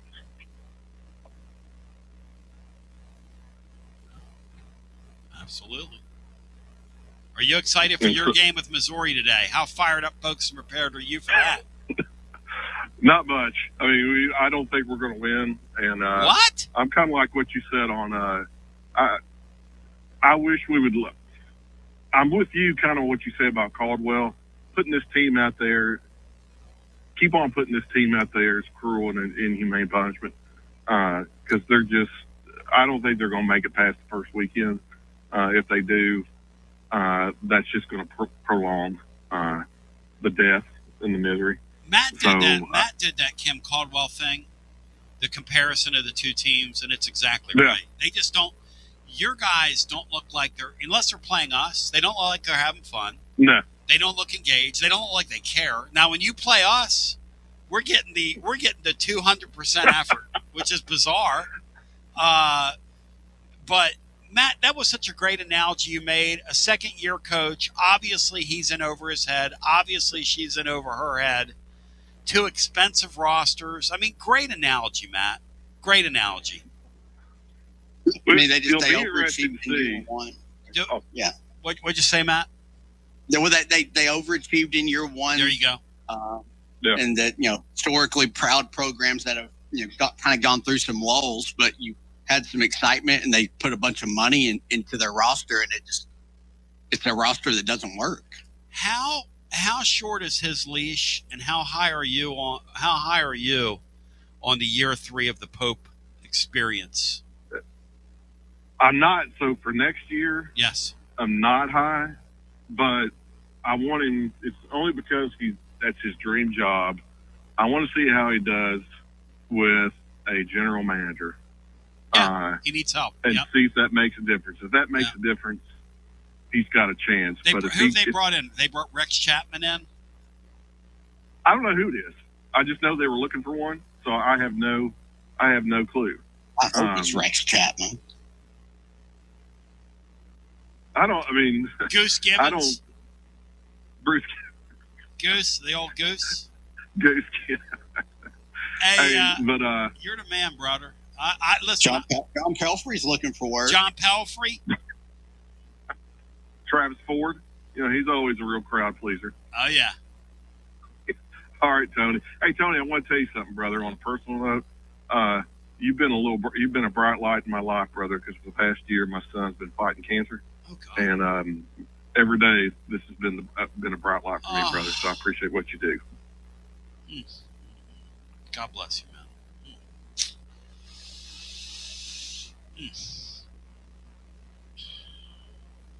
Tell you what, I got time out after that. Jeez. Hey, I'm Alan, and we ship floors on Bristol Highway in Johnson City. Are you tired of walking around on that ratty-looking carpet that you have? Well, today's your lucky day, because we have Supercore on sale for $1.79. 58 colors we're liquidating. Supercore is the best waterproof floor with a lifetime warranty. Where are you going to find that anywhere else? Nowhere, let me tell you. $1.79, lifetime warranty. Come on down to Bristol Highway on your truck and trailer, and let's make a deal. You got to dream about buying some land and building on that land. Well, Waterside Contracting is your ticket. 25 years of making dreams come true, Michael Scott. For hundreds in our area, custom homes or remodels, Waterside Contracting will build on your lot. They do incredible work all over the area. Structural integrity, quality without compromise. It's a way of life with Waterside Contract. Check out the wonderful work Waterside does. WatersideContractingLLC.com. When it's time for your dreams to come true. Quality without compromising. Waterside Contract. College football fans, Chris Fowler here with the play call. This season, go for Dose with ice cold refreshing Dos Equis. It's more than a single play. It's a mindset. Think of it as a 2-point conversion for real life. Taking the risk, making the bold move. Whenever we get the chance to go big, we take it. On the field and off, always go for Dose with Dos Equis. Enjoy Dos Equis responsibly. Copyright 2024 Dos Equis Lager Especial Beer. Imported by Cervezas Mexicanas, White Plains, New York. Hi, I'm Jim Simpson, owner of Simpson Meats. When's the last time you grilled a really good burger or steak? One your friends still talk about. Our goal at Simpson Meats is to make that happen every time you have a cookout. All of our cuts of meats, steaks, burgers, briskets, and pork are always fresh, flavorful, and sustainably sourced. We are family owned, so we know the importance of knowing how and where your food is raised. We have been putting quality first since 1888. Visit our butcher shop off Lovell Road or online at simpsonmeats.com. Tony Basilio along with the great Mark Griffin. And we're here to talk about our friends at Performance Medicine. And Griff, their slogan, stay educated, stay healthy.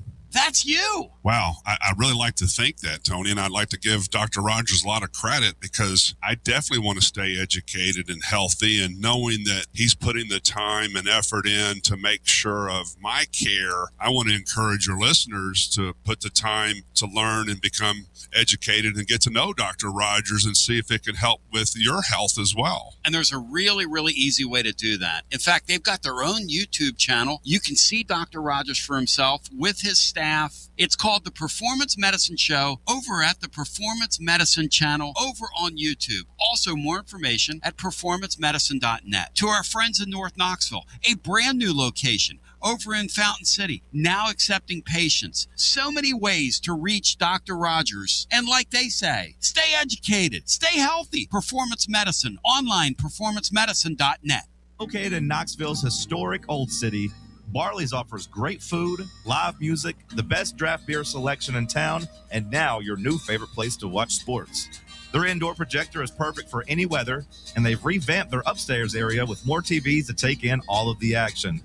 Their menu features hand-battered chicken tenders, juicy burgers, fresh salads, and the tastiest pizza in Knoxville.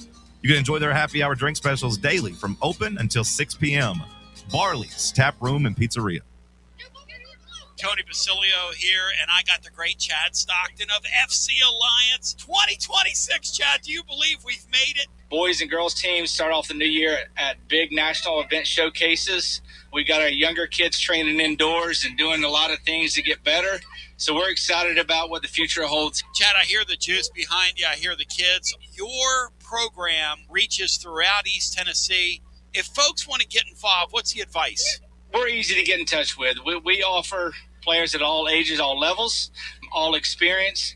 We have a program for all of our kids that we have, and we're excited for anyone to join us. And even some Lady Vols as well. Several college players all over the country, yes? Absolutely. We had a lot of girls that we were able to watch play in the NCAA tournament. A lot of our former players made big runs through the tournament. We're so excited for them. Growing the beautiful game in this, the year of the World Cup in North America. Celebrate the beautiful game. Get your child involved. FCAllianceKnox.org. That's FCAllianceKnox.org. And Chad, thank you, man. Keep growing the beautiful game. Absolutely, Tony, and thank you very much. Preparing food for a big gathering can really take it out of you. That's why you need to call Calhoun's and check out their selection of party platters. Whether you're hosting a party for the big game, a reunion, or just an everyday gathering, a Calhoun's party platter is next level. Choose from Calhoun's always excellent chicken tenders, fly with Calhoun's wings, or boneless wings with a variety of dipping sauces, award-winning next-level melt-in-your-mouth barbecue ribs, or delicious spinach artichoke dip, or get one of each. Plus, if you're doing burgers or sandwiches, Calhoun's has lots of side dishes like spinach Maria, baked cinnamon apples, Smoky Mountain baked beans, or creamy coleslaw. Available in pints, quarts, and gallons. And to finish things off, pick up one of Calhoun's great desserts to go, including homemade cheesecake or key lime pie. Calhoun's, simply your go-to party headquarters. With 9 locations all over East Tennessee, you can order online and just pick it up. Calhoun's, one of the Copper Cellar family of restaurants, along with Chesapeake's, Copper Cellar, Corner 16, Cherokee Grill, and Smoky Mountain Brewery. Eat local. Eat good. TB back with you. From the sunrise over the Smokies to the Saturday cheers at Neyland Stadium, Knoxville isn't just where we live, it's home. But let's be honest. Finding your perfect spot in a hot market can feel like a full-time job. Whether you're looking for a Craftsman in 4th and Gill, a family home in Farragut, or a view in South Knox, the market moves fast. You need more than a listing. You need an edge. And that's where I come in. Jennifer Morris with Keller Williams Realty. And I specialize in helping Knoxville buyers win. I don't just find houses, I find the right fit for your budget and your lifestyle. Ready to unlock your front door? Visit nextmovesmokymountains.com or call me at 865-694-5904. That's nextmovesmokymountains.com. And as always, go Vols. TB back with you. Fired up folks, prepared. Look, we're laser focused on this SEC tournament. In our house, we've got a bracket game we're playing. Right now, I'm up big. I've taken Kentucky to go to the semifinal in my bracket. And because Kentucky, look, it is the Kentucky Invitational. How long's it been, Matt, since we called it the Kentucky Invitational? I don't even know when they won the thing. God, it's so beautiful. At least their fans get bang for their buck this year with them playing on Wednesday. Yep. I think 2018 was the last time they won it. I mean, it's so hard to believe Kentucky basketball could do what Kentucky basketball is doing right now. I mean, with all due respect. And then Mitch Barnhart wants to stand up there and go after Matt Jones. And Matt Jones